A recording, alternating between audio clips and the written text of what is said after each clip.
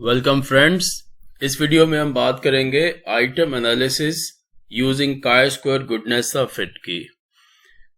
हमारे पास क्वेश्चनर में जो डिफरेंट आइटम्स होते हैं जो कि लिकेट स्केल के ऊपर होते हैं, जब हमें ये टेस्ट करना हो कि क्या रिस्पोंडेंट्स ने इन आइटम्स पे रैंडमली जो डिफरेंट ऑप्शंस हैं उन पे रिस्पॉन्ड तो नहीं किया हुआ, या इन डिफरेंट ऑप्शंस में कोई पर्टिकुलर पैटर्न है या कोई स्पेसिफिक डिस्ट्रीब्यूशन है। जब हमें ये टेस्ट करना होता है तो हम chi-square goodness of fit use करते हैं।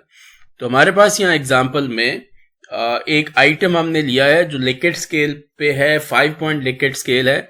Strongly agree, undecided, disagree and strongly disagree, ये इसके 5 जो पॉइंट स्केल है ये इसके ऊपर जो हमारे पास जो ऑब्जर्व्ड फ्रीक्वेंसीज आई हैं, जो हमें सैंपल से फ्रीक्वेंसीज मिली हैं, वो कुछ इस तरह से हैं कि स्ट्रांगली एग्री 16 लोगों ने किया, 15 लोगों ने एग्री किया, 8 ने अनडिसाइडेड रखा, 7 ने डिसएग्री किया और 4 ने स्ट्रांगली डिसएग्री किया। टोटल 50 रिस्पोंडेंट्स थे हमारे पास सैंपल में। अब हमारी एक्सपेक्टेशन ये थी, हमने नल हाइपोथेसिस ये लिया है, हम ये एज्यूम कर रहे हैं कि ओवरऑल पॉपुलेशन के अंदर ये जो 5 ऑप्शंस हैं, स्ट्रांगली अग्री से लेके स्ट्रांगली डिसएग्री तक, जो रिस्पोंडेंट्स हैं वो रैंडमली इसके ऊपर जो है रिस्पॉन्ड करेंगे, यानी उनकी इक्वल नंबर होगा उनका अगेंस्ट ईच ऑप्शन। तो इसलिए हमने 5 ऑप्शंस थे तो हमने 50 डिवाइड बाय 5 किया, तो 10 एक्सपेक्टेड फ्रीक्वेंसी आई हमारी हर कैटेगरी या हर ऑप्शन के अगेंस्ट। तो स्ट्रांगली एग्री में 10 एक्सपेक्ट कर रहे थे हम, एग्री में 10 एंड सो ऑन। तो ये हमारे पास ऑब्जर्व्ड फ्रीक्वेंसीज हैं, ये एक पर्टिकुलर प्रोपोर्शन है अगेंस्ट ईच ऑप्शन जो कि हमें मिला है रिस्पोंडेंट्स ने, जो सैंपल से हमें मिला है। और एक ये प्रोपोर्शन था, ये एक पैटर्न था जो हम एक्सपेक्ट कर रहे थे। हमने नल हाइपोथेसिस में ये एक्सपेक्ट किया कि रैंडमली लोग सिलेक्ट करेंगे और हर ऑप्शन पे इक्वल रिस्पोंडेंट्स जो है वो आएंगे। ये हमारी एक्सपेक्टेशन थी। तो नल हाइपोथेसिस हमने लिया कि the observed frequencies of the sample follow the distribution of the expected frequencies of the population.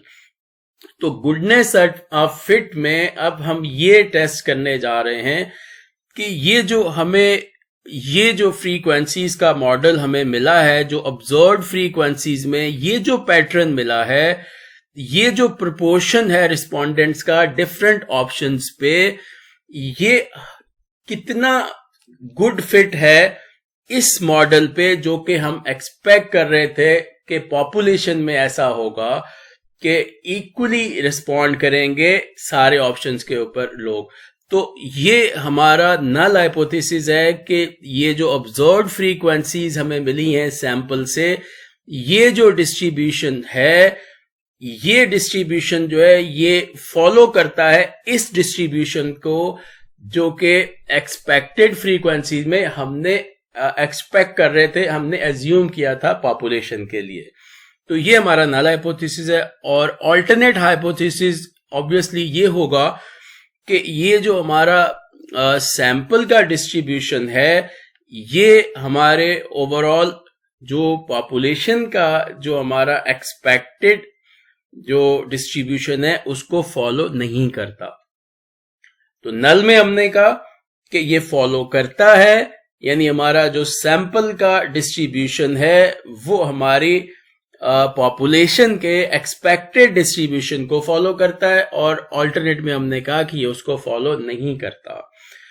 इसका मतलब ये है कि हम ये कह रहे हैं कि जो रिस्पोंडेंट्स हैं वो उनका इन डिफरेंट ऑप्शंस पे जो रिस्पॉन्ड करना है वो रैंडम नहीं है, बल्कि उसमें कोई पैटर्न है, उसमें कोई फिक्स डिस्ट्रीब्यूशन है, ये हम कह रहे हैं। और अगर हमारा नल हाइपोथेसिस इसमें रिजेक्ट हो जाता है तो इसका मतलब ये हुआ कि रिस्पोंडेंट्स की कोई पर्टिकुलर चॉइस है, उनकी इक्वल प्रेफरेंस नहीं है, बल्कि उनकी कोई स्पेसिफिक प्रेफरेंस है। और अगर हमारा नल हाइपोथेसिस एक्सेप्ट हो जाता है तो इसका मतलब है कि रिस्पोंडेंट्स ने इक्वली प्रेफर किया है और रैंडमली उन्होंने सिलेक्ट किया है इन सारे ऑप्शंस को। तो अब हम कैलकुलेशंस करके देखते हैं कि हमारे रिजल्ट्स जो हैं वो किस तरह के आ रहे हैं। तो कैलकुलेशंस के लिए हमने के देखना है। के हमारे पास यहाँ 5 ऑप्शंस हैं, तो के हमारा 5 होगा। डिग्री ऑफ फ्रीडम जो है वो k-1 होता है, वो 4 हो जाएगा। पी वैल्यू जो है उसको कैलकुलेट करने के लिए हम लिखेंगे इज इक्वल्स टू काय, और सबसे नीचे आ जाएंगे काय टेस्ट पे, इसको डबल क्लिक करेंगे। एक्चुअल रेंज जो है वो हमारी ये है, इसको यहां तक सिलेक्ट कर लेंगे, फिर कॉमा, उसके बाद एक्सपेक्टेड रेंज जो है उसको सिलेक्ट करेंगे यहां तक, और फिर ब्रैकेट क्लोज करके हम एंटर प्रेस करेंगे तो पी वैल्यू आ जाएगी जो कि 0.026 आई है। इसका मतलब है कि नल हाइपोथेसिस रिजेक्ट हो गया है। नल हाइपोथेसिस रिजेक्ट हो जाने का मतलब ये है कि ये जो ऑब्जर्व्ड फ्रीक्वेंसीज हैं, जो हमें सैंपल से फ्रीक्वेंसीज मिली, वो जो पैटर्न है, वो जो डिस्ट्रीब्यूशन है, वो इस डिस्ट्रीब्यूशन को जो कि हमने नल हाइपोथेसिस में एज्यूम किया था कि ये इक्वल प्रेफरेंस है हर ऑप्शन के लिए, उसको फॉलो नहीं करता। इसका मतलब है कि हमारा जो ये आइटम है, इसमें जो प्रेफरेंस है रिस्पोंडेंट्स का अगेंस्ट दीज डिफरेंट ऑप्शंस, वो एक स्पेसिफिक प्रेफरेंस है, वो रैंडमली उन्होंने सिलेक्ट नहीं किया। इसका मतलब है कि हमारा आइटम जो है ये ठीक है। हम फर्दर जो है वो इस आइटम में इस चीज को देखते हुए कि यहाँ रैंडमली लोगों ने रिस्पॉन्ड किया या नहीं किया, हम इस हवाले से कोई फर्दर इसमें चेंज नहीं करेंगे। मजीद जो है वो काय स्कोर की वैल्यू भी कैलकुलेट कर लेते हैं। तो इज इक्वल टू और काय लिखा, और इसके बाद यहाँ पे सेकंड लास्ट ऑप्शन काय इनवर्स, पहले वो प्रोबेबिलिटी यानी पी वैल्यू, तो ये पी वैल्यू को सिलेक्ट कर लेंगे, फिर कॉमा, डिग्री ऑफ फ्रीडम इसके ऊपर दिया हुआ है उसको लेंगे, और ब्रैकेट क्लोज करके एंटर प्रेस कर देंगे। तो काय स्क्वायर की वैल्यू यहाँ पे 11 आ गई है। तो इस तरह से फिर हम इसको कंक्लूड ऐसे करेंगे और इसको हम रिपोर्ट ऐसे करेंगे कि a chi-square test of goodness of fit was performed to determine whether the 5 options were equally preferred. Preference for the 5 options was not equally distributed in the population. ये हमने पता चल गया था क्योंकि p वैल्यू जो है वो लेस देन 0.05 है, तो हमारा नल हाइपोथेसिस रिजेक्ट हो गया था। तो हमें ये पता चला कि ये इक्वली जो डिस्ट्रीब्यूटेड है वो नहीं है, और हमने रिपोर्ट कर दिया काय स्क्वायर और डिग्री ऑफ फ्रीडम, उसकी टोटल जो हमारा जो स्ट्रेंथ थी, जो हमारा सैंपल साइज था, और काय स्क्वायर की वैल्यू, उसके बाद पी वैल्यू हमने रिपोर्ट कर दी।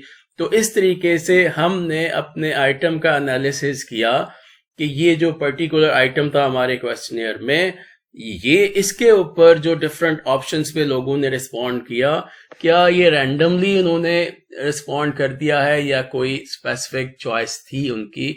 और हमें फाइनली ये पता चला कि इसमें उनकी कोई प्रेफरेंस, पर्टिकुलर प्रेफरेंस शामिल थी।